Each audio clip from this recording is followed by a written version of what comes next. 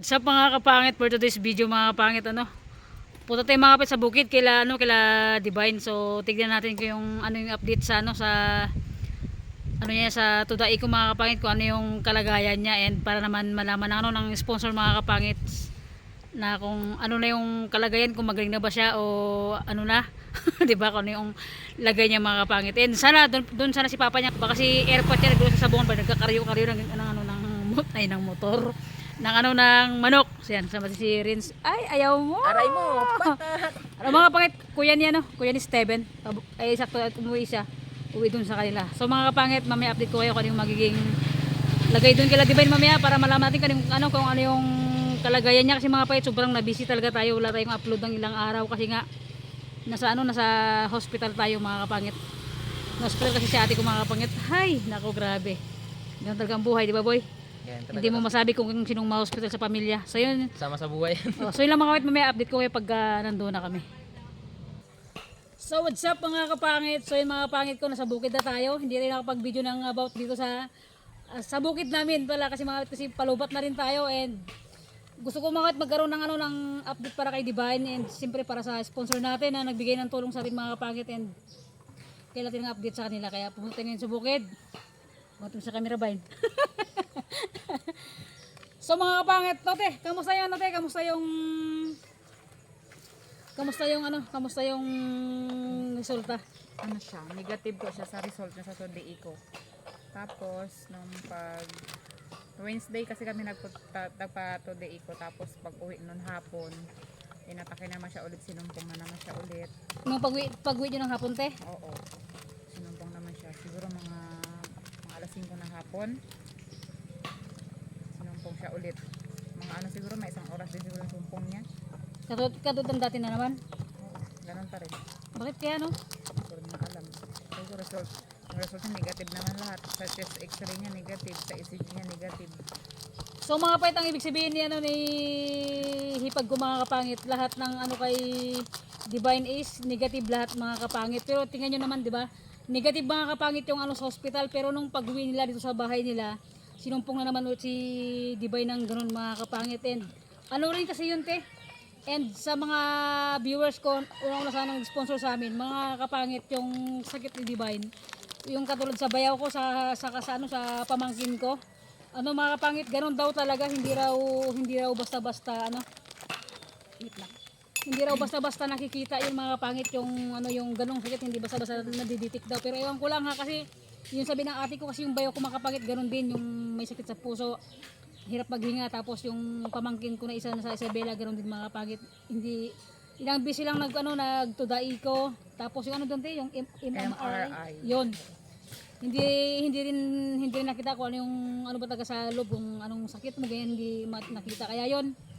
Kaya pumunta ko mga kapangit para may update tayo sa nag-sponsor sa atin, and sa lahat ng viewers mga kapangit. And mga kapangit ko, siyempre baka sabihin nyo, may problema ka naman, padam. And siyempre mga kapangit, kaya ngayon lang din tayo ulit nakapag-upload ng vlog natin, kasi nga ilang days tayong walang upload din mga kapangit, as in na-busy rin tayo. Grabe yung problema na dumating sa amin ngayon sa pamilya ko. Hala, hindi ko expect na ganoon. Nung una si Divine sinumpong, 'di ba? Ganoon nangyari. Tapos after ni Divine, siguro mga dalawang araw lang at ang pagitan, isang araw ganoon. Si ate ko na naman dinala namin sa hospital, kasi yung niya ba, yung mga sakit niya na sa allergy sa katawan. Alam din ng mga pamangkin yun. Tinakbo namin siya ng hospital kasi magpa-confine na raw siya, kasi yung hirap sa magiging, sabi ko nga baka sa Baka maapektuhan yung puso niya. O maapektuhan yung puso niya kasi grabe. Tapos yun mga kapangit, kaya hindi tayo agad nakapunta ng bukid kay Divine, and hindi tayo nakapag-update sa kanya. So mga kapangit, naman yung doon kay sa hospital, te? Yung niresita na gamot na Lang, kasi sabi ko kay doktora, sabi ko, kasi wala naman negative naman po siya sa lahat. Po yung, kasi humingi lang po ako ng pang first aid niya. So niresitahan po siya ng pangpakalma. Pagkalimbawa po nasumpungin siya, yun, may first aid po kami. Kape muna tayo. So yung mga pangit, dapat pala hindi sa bibigyan ng resita, kasi wala nga siya, negative kasi siya. Negative sa lahat. Kaya di siya maresitahan ng gamot. Kaya yun, ginakasama sa doktora na gano'n na lang. Sabi ko, braba ka, sabi ko, pwede na, kasi kasi pag halimbawa na sinumpong siya, wala talaga kami pinapainom na gamot sa kanya. Oh, so yun yung mga kapangit, nagresita siya pagka sinumpong siya, mayroon kayong Nagresitahan siya ng gamot. Hindi ko anong ba yung gamot na elasto. Ba't ganun siya? Tag 70 yung isang tabletas niya, maliit lang. So yun mga kapatid, siyempre ano, and gusto ko lang din malaman na ano na siyempre kailangan na update sa pamangkin ko kay Divine. Hindi namin alam kung anong sakit nito kaya di na lang sasabayin mga kapangit sa tudai ko pero di ba negative. Walang nakita. So walang nakitang ganong sakit sa kanya pero sinusumpong siya. Ano kaya yun ah? Hindi Kasi ko tiyan mo, alam. kagagaling lang nila ng bayan. Pag uwi niya doon sa bahay, sinumpong na naman siya. So mga kapatid, siyempre, update ko lang din sa inyo to and para naman walang masabi yung mga tumulong sa atin dyan. Unang-una sa, sa sponsor natin. Maraming salamat po sa pagtulong nyo sa amin. Sa walang sawang pagtulong sa akin, sa family ko. And siyempre, unang-una sa kay God, maraming salamat na hindi, kahit pa parang hindi kami pinapabayaan yan. Ngayon, grabe, sunod-sunod yung problema sa family ko mga kapangit and all viewers natin. Maraming salamat po sa sa walang sawang pagsubaybay, sa walang sawang pagtulong sa amin mga kapangit and si Divine mga kapatid hindi man na siya papasok kasi nakapag-decide na rin nata si mama at papa niya kasi nga sinusumpong sa mga kapatid kasi mayroon kasi pagka doon sa sinumpong sa school. And malayo pa kasi yung nakaraan sinumpong si Divine. Sinundo sa ni mama, sakto wala ako sa bahay. Sinundo sa ni mama niya. As in, mga kapatid, kumbaga, hindi ko alam kung ano yung tawag sa amin pag dito sa Palawan kasi bukid. Bukid na talaga. O bukid na talaga kasi sa iba naman yata baryo o ganun. Ang layo kasi mga kapatid, as in, ang pangit pa ng daanan. Ang layo pa. Oo. Kaya kapag ka-emergency talagang hindi ka basta. Tapos ang hirap pa ng signal dito. Sobra. Ang hirap ng signal. Kaya yun, nag-decide din na rin si mama at si papa niya na, na mag-module daw muna siya. Pero naka-divine pa rin yun kung ano magiging decision niya kung mag-module siya. Pero si mama at papa niya, mag-module na doon siya para din sa kanya, sa safety niya. Kasi maya, sa nang lakad-lakad niya doon sa school o sa pumunta, bigla na lang tumumba. Oo, yun lang din kasi ginaanuhan namin. Kaya sinasok ko rin yung teacher niya na mag-module muna siya para sa kaligtasan niya na rin ba.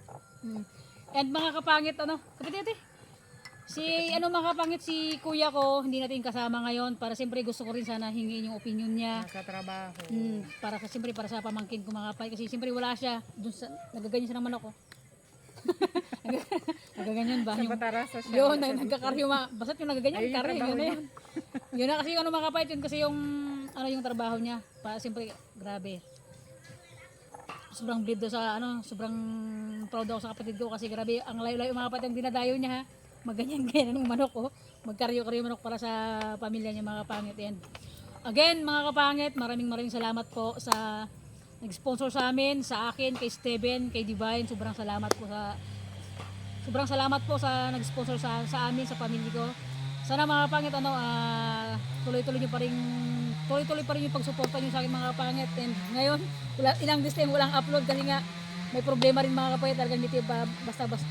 Ang mga kapangit ko, gusto ko lang i-update kayo para naman malaman nyo na agad yung kalagayan ni Divine na magmumodule siya.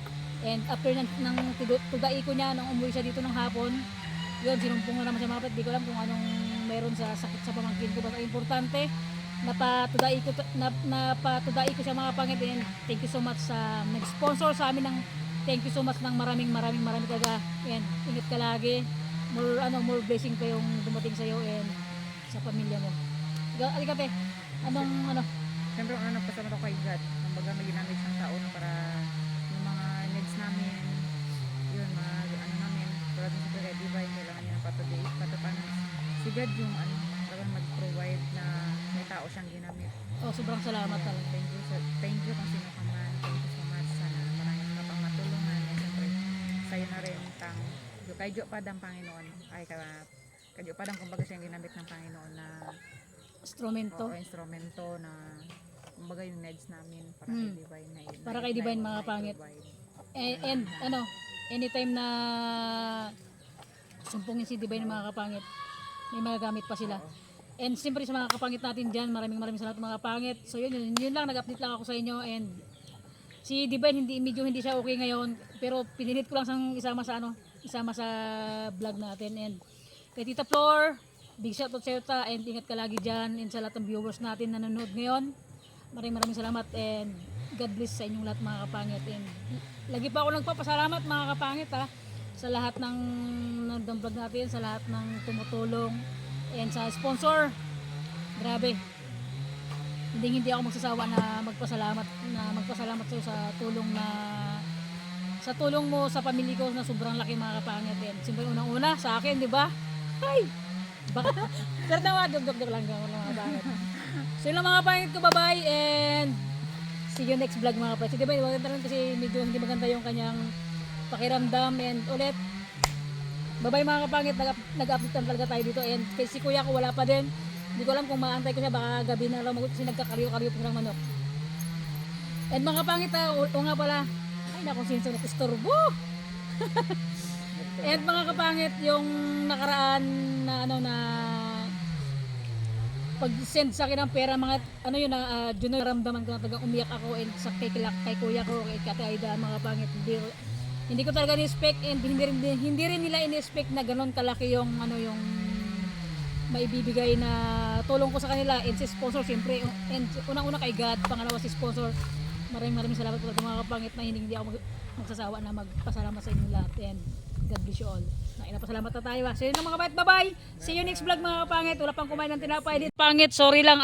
Ito yung update mga kapangit. Ito yung yung papel kay Divine. Hindi namin isama. So yan, kinuha natin ng video.